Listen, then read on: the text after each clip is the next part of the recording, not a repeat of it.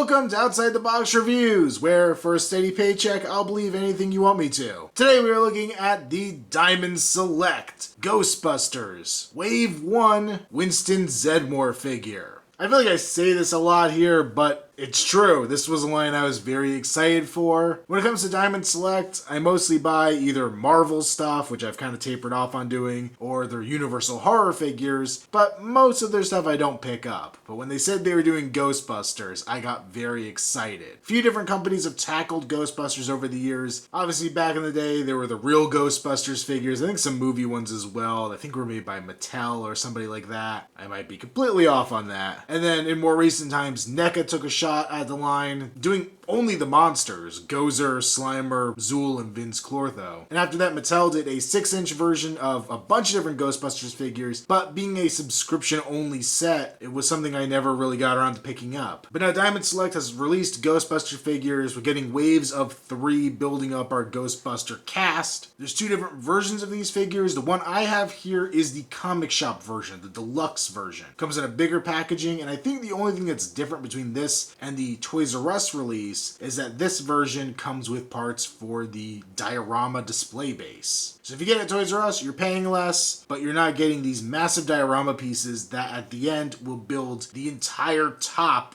of the Shandor building, which is pretty freaking cool. So let's not waste any more time. Let's take a closer look at Winston here. For his Diorama piece, Zeddmore comes with the table where the keymaster and the gatekeeper unlock the gate. But this is really cool. It comes in 2 separate pieces. This whole upper bench section actually pegs into the bottom.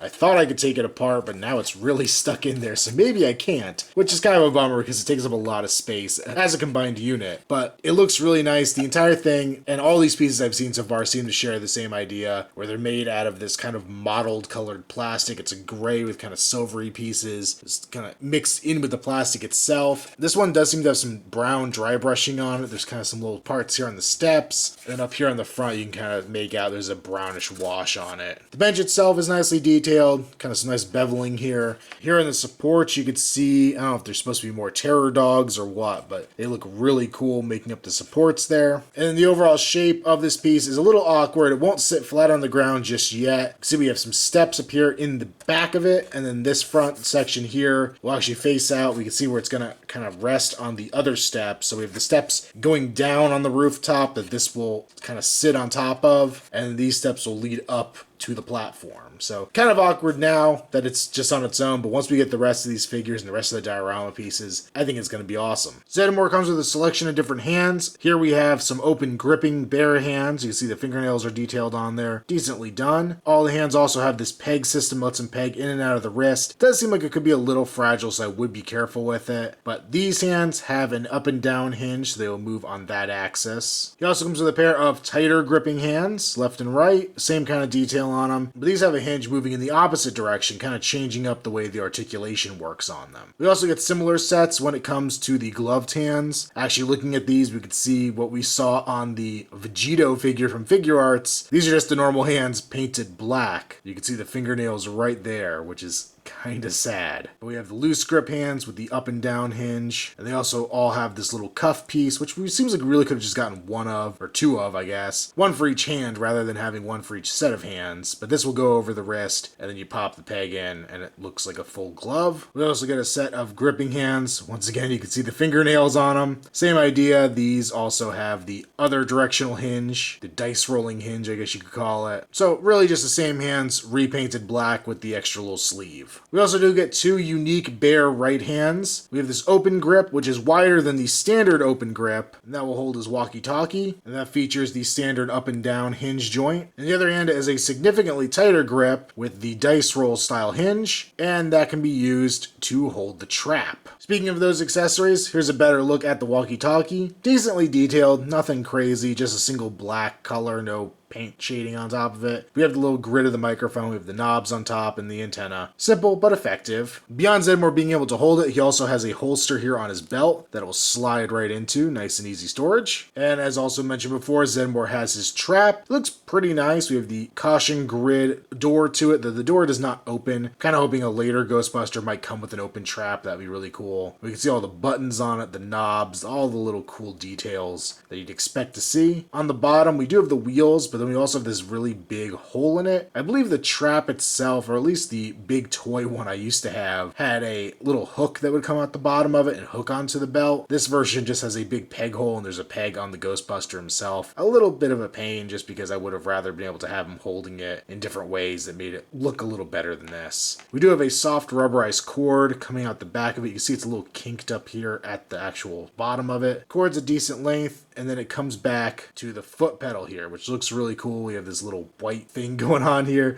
some buttons and triggers, and then the pedal itself. And as I mentioned before, Zeddmore has the peg on his belt, so you could just peg the trap right there on his side. And I guess right now the best thing you could do is just kind of try to wrap up the cord. And there's a little handle here on the foot pad, so I've been kind of trying to just put that on the handle of the trap itself. And I think that's probably about the best way I've found to store it. There's probably a better way, or there could be a better way, and I just have to experiment with the figure more to really find it. And last but not least for accessories, we get the proton beam, which is decently cool looking. It's got an orange center to it. It's fairly rigid, though it is kind of a semi-softer rubber. And then there is this rubberized electrical beam going around it, swirling all over. And it has these little sections every so often that split out and look like the kind of rogue energy shooting off of it. Back here at the base of it, we see what appears to be a peg that looks like it should peg in somewhere, but the proton wand does not have a spot for it. I believe I read something saying that that was a mistake, that future figures will be coming with it, and I really hope that's the case because it seems really lame that it has the peg and doesn't actually peg in. As you saw at the beginning of this video, I actually use a Tamashii stand as a really lame substitute to hold it up. I think the sculpt here on Zeddmore is pretty well done, and I think out of the 3 figures in Wave 1 here, Zeddmore has the best paint applications. I find overall this toy, in terms of paint, really just comes off a little too toy-ish. There's a very noticeable sheen on the plastic, and everything just kind of looks a little fake and plasticky, and I feel like maybe some different choices would have prevented that. The head sculpt here, I think, is a pretty decent likeness to the actor. I'm kind of a little disappointed they gave him this smirk.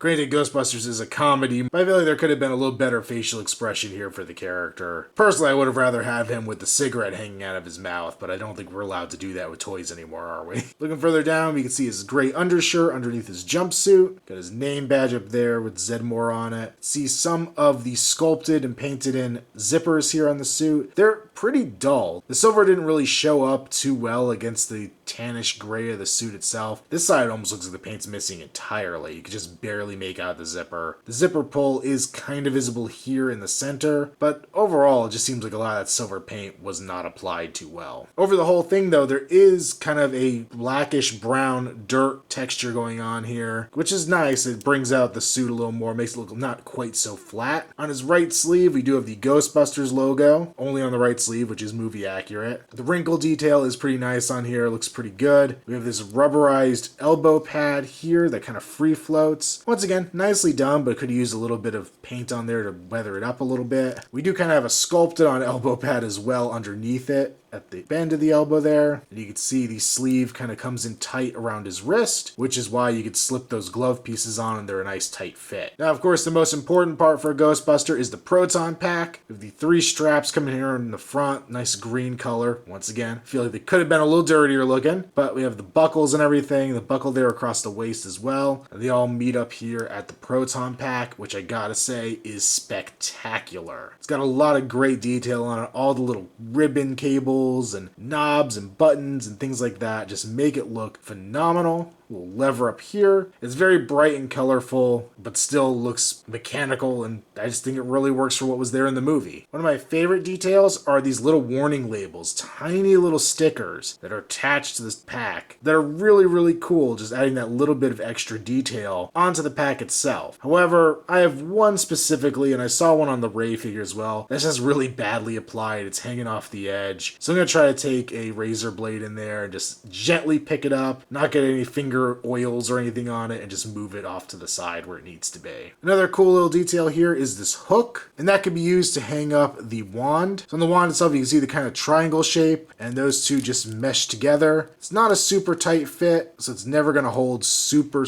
well, but you are able to get the gun to sit there on the side of the pack, and you can pose the figure around and have him looking like he's more relaxed. Speaking of the wand, we have the cable coming up here from the base of the pack, and I feel like the wand itself is missing some of the great detail the pack has. It's really mostly just black plastic. There's a couple of silver accents in the red tube up here at the front, but I feel like they could have added in some color for the buttons and things on it just to really brighten it up a little bit more. We do have the grip down here at the base and the hand grip up here at the front, and overall I think it's a simple, effective piece. You do have to mess with it quite a bit, and you may have to mess with a different style of articulation in the hands to really get it to work in the way you want it to when he's grabbing it, but eventually it'll all work out. Looking further down the figure, he has his utility belt. Now these Ghostbusters all seem to share the same basic design. The body is the same, the pack is the same on all of them, but the belts do look like they're getting switched up a bit. So Zeddmore's version has a couple different little hanging off pieces here in the front. We got his pouch for his walkie, his trap clip. On this side we've got some random circuit board looking thing with a little hose going off of it, and then here in the back we have the yellow tube going down, plugging into his suit. Now this piece is a little weird because I feel like they really should have put a translucent cable. It's very much a translucent tube in the movie, and since we just got that Lucy figure in the Universal Select line, they use a lot of cool translucent piping. Kind of feel like we should have had some of that move over onto this figure. Detailing on the lower torso is decent. We can see the zipper continues down the front of his pants. There's some good stitching detail there in the pants themselves. Nice baggy wrinkles as well. We have his black boots with the silver zipper on the side, but not a whole lot of detail paint-wise on the rest of the boots themselves. And then he does have peg holes there at the bottom of his feet in case you need him to stand a little better. For articulation, it's kind of becoming what's standard for a Diamond Select figure. He's a ball joint at the base of his head, so he'll look a decent amount up, okay amount down, turn his head side to side as well as pivot. Pin socket shoulders, so they'll go forward, back, as well as out to the side. We have a single jointed elbow that will also rotate. I honestly really would have killed to have a double jointed elbow on this figure. I think the posability of him would have gone through the roof, with just adding that extra joint in here would have really helped out. And then I guess you would have had to add a bicep swivel as well, but still, I feel like that's really needed here. The wrists, as I mentioned before, they will rotate where they connect to the body, and then they will hinge either in and out or up and down depending on the style you have attached. The mid-torso ball joint, so you can rotate side to side as well as hinge forward and back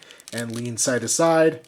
You have a cut joint there at the waist that will swivel side to side. DCUC style, big freaking ugly leg joint, so they will go an okay amount forward, not back much at all. And then when they go out to the side, you leave these big gaping holes. There's a rotation there at the upper leg. Double joint at the knee.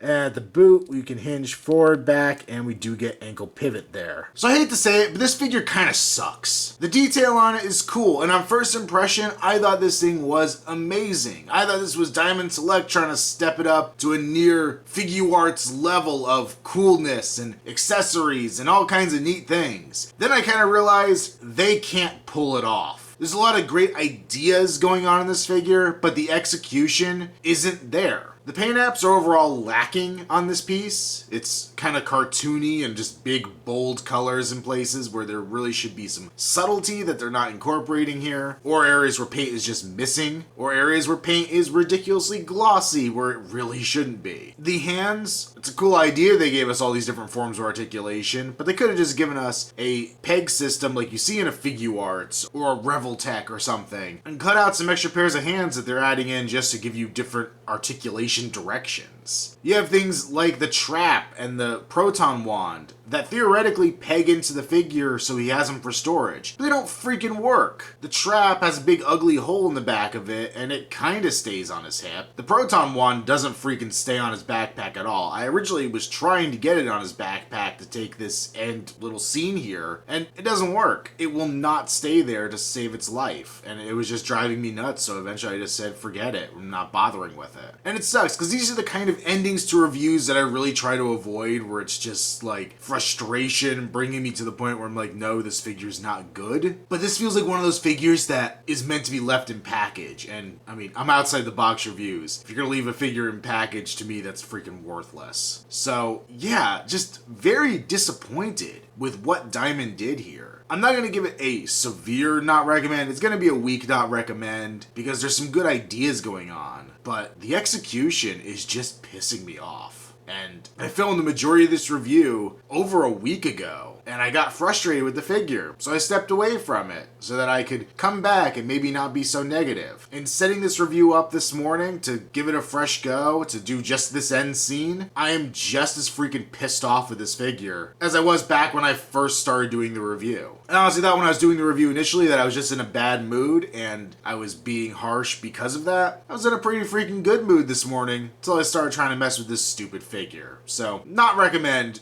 for this Ghostbuster, which is freaking disappointing because I wanted it to be awesome. And it's just not there. Make sure you follow me on Instagram, username Outside the Box Reviews. Also check me out on Facebook, link below. And until next time, if there's something strange on YouTube, who are you gonna call? Outside the Box Reviews.